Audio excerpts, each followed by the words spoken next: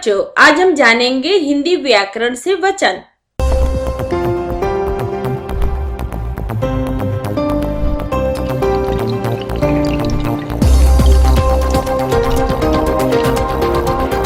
बच्चों, अब हम यहाँ पर जानेंगे वचन किसे कहते हैं।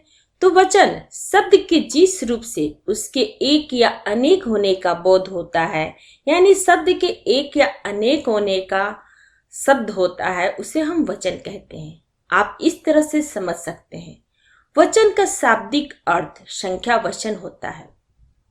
संख्या वचन को ही वचन कहते हैं। वचन का एक अर्थ कहना भी होता है। संज्ञा के जिस रूप से किसी व्यक्ति वस्तु के एक से अधिक होने का या एक होने का पता चले, उसे हम वचन कहते हैं। अर्थात संज्ञा के जिस रूप से संख्या का बोध हो, उसे हम वचन कहते हैं। जैसे लड़का, लड़का से इसका लड़के, तो बहुवचन हो गया। पुस्तक, पुस्तकें। उदाहरण के तौर पे वाक्य है, लड़की गाती है, लड़कियां गाती हैं। पहले वाक्य से यह स्पष्ट होता है कि कोई एक लड़की गाती है, या दूसरे वाक्य से कई लड़कियां के गाने का बोध होता है। लड़की शब्द के इस रूपांतर को वचन कहते हैं। बच्चों, वचन के भेद। तो वचन के दो भेद है। पहला है एक वचन, दूसरा है बहुवचन। और एक वचन किसे कहते हैं? शब्द के जिस रूप से एक व्यक्ति या वस्तु का बोध हो, उसे हम वे वचन कहते हैं। जैसे लड़का, पुस्तक, घड़ी इत्यादि। अब बहुवचन शब्द के जिस रूप से एक से अधिक व्यक्तियों या वस्तुओं का बोध हो, उसे हम बहुवचन कहते हैं। जैसे लड़के, पुस्तकें, घड़ियां इत्यादि। अब हम यहाँ पे वचन में परिवर्तन के नियम जानेंगे, यानी एक वचन से बहुवचन बनाने का। जिस शब्द में अ की मात्रा यानी लास्ट में अ की मात्रा आए, उसे ए बनाकर हम बहुवचन बनाएंगे। जैसे उदाहरण के तौर पे है, बहन को बहुवचन बनाएंगे बहने, आंख, आंखें, मेज, मेजे, रात, रातें, पुस्तक, पुस्तकें, भैंस, भैंसे।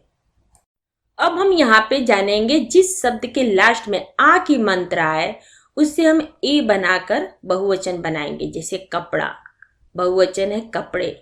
झगड़ा, झगड़े, बच्चा, बच्चे, घोड़ा, घोड़े, छाता, छाते, बेटा, बेटे। उसी तरह जिस शब्द में आ की मात्रा आए, तो उसे भी ए लगाकर बनाएंगे। तो जैसे उदाहरण के तौर पे माला, मालाएं, माता, माताएं, महिला, महिलाएं, सभा, सभाएं। अब आप यहाँ पे भी कुछ शब्द देख सकते हैं। जिस शब्द में आ की मात्रा है, उसे ए बनाकर बहुवचन बनाएंगे। जैसे बच्चा, बच्चे, बक्सा, बक्से, बेटा, बेटे, कमरा, कमरे, पपीता, पपीते, बस्ता, बस्ते, रसगुल्ला, रसगुल्ले, पुस्तक, पुस्तकें, दाल, दालें, लड़का, लड़के, पेड़ा, पेड़े, सिंघाड़ा, सिंघाड़े। अब आप यहाँ पर देखिए कि जिस शब्द के लास्ट में अ या बड़ा उ या बड़ा ओ आए, तो उसमें ए जोड़कर बहुवचन बनाएंगे। जैसे तिथि, तिथियां, मक्खी, मक्खियां, रीति, रीतियां, सखी, सखियां, मिठाई, मिठाइयां, पुड़िया, पुड़ियां। जिस शब्द के लास्ट में बड़ी ई की मात्रा या छोटी ई की मात्रा या आए, उसे या लगाकर हम बहुवचन बनाएंगे। जैसे उदाहरण है, पुड़िया, पुड़िया, डिबिया, डिबिया, नारी, नारियां, लड़की, लड़कियां, चिड़िया, चिड़िया, चूहिया, चूहिया, ताली, तालियां, साड़ी, साड़ियां, गाड़ी, गाड़ियां, गली, गलियां, कुर्सी, कुर्सियां। कुछ शब्द के लास्ट में गण या वर्ग या लोग लगाकर भी बहुवचन बनाए जाते हैं। जैसे उदाहरण के तौर पे छात्र, छात्रगण, युवा, युवा वर्ग, कवि, कवि वर्ग, दर्शक, दर्शकगण, तुम लोग, नेता, नेतागण। बच्चों, यहाँ पे कुछ विशेष नियम है, उसके बारे में जानेंगे। पहला है, संज्ञा के अतिरिक्त सर्वनाम शब्दों के भी वचन बदलते हैं। सेकेंड है, द्रव्यवाचक संज्ञा तथा भाववाचक संज्ञा का प्रयोग एक वचन के रूप में होता है। थर्ड है, आदर देने के लिए सदैव बहुवचन को प्रयोग किया जाता है। फोर है, कुछ शब्द सदैव बहुवचन के रूप में प्रयोग किए जाते हैं। जैसे आंसू, दर्शन, हस्ताक्षर आदि। 5 है, कुछ शब्द सदा एक वचन के रूप में प्रयोग किए जाते हैं, जैसे बारिश, पानी, दूध आदि। 6 है, संज्ञा या सर्वनाम शब्दों के वचन बदलने पर क्रिया का रूप भी बदल जाता है।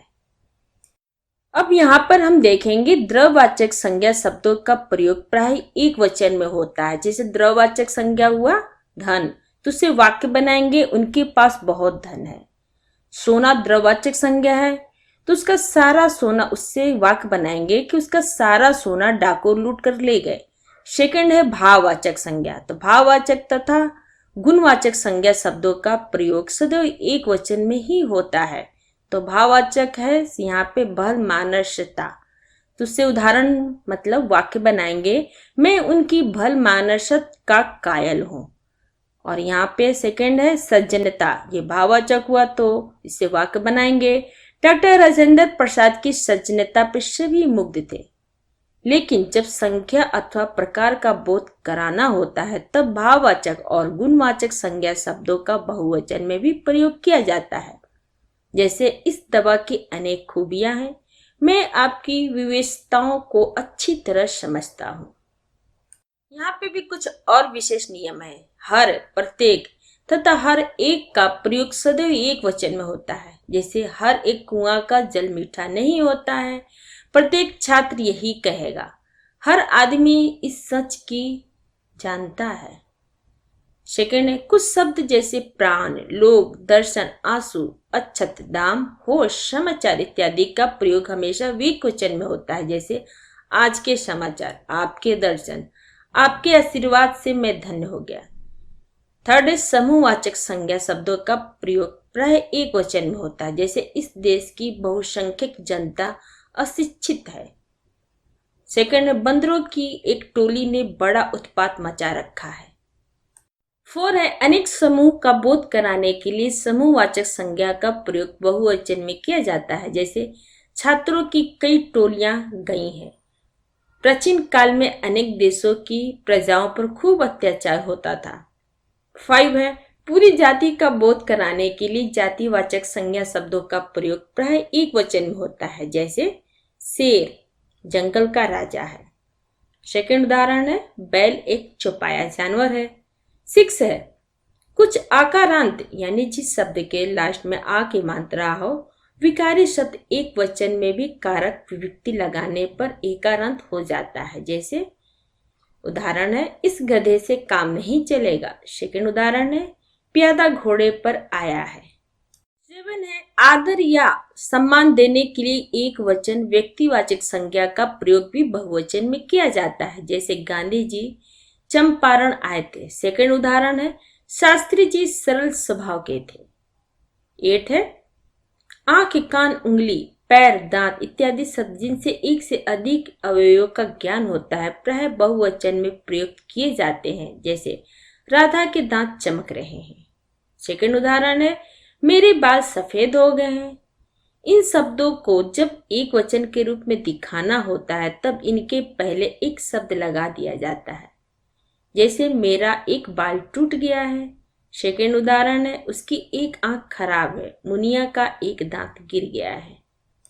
9 है, पुरखा, बाप दादा और लोग शब्द अर्थानुसार बहुवचन के रूप में प्रयुक्त किए जाते हैं। जैसे हमारे पुरखे मध्य एशिया से आए थे। सेकंड उदाहरण है, उनके बाप दादे ऊंचे पदों पर थे। थर्ड उदाहरण है, इस राज्य के लोग आलसी हैं।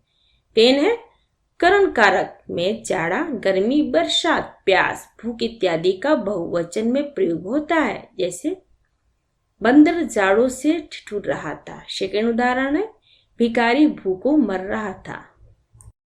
अगर आपको मेरा ये वीडियो अच्छा लगा हो तो लाइक करें, या फिर कोई डाउट हो तो आप हमें कमेंट बॉक्स में लिख कर बताएं।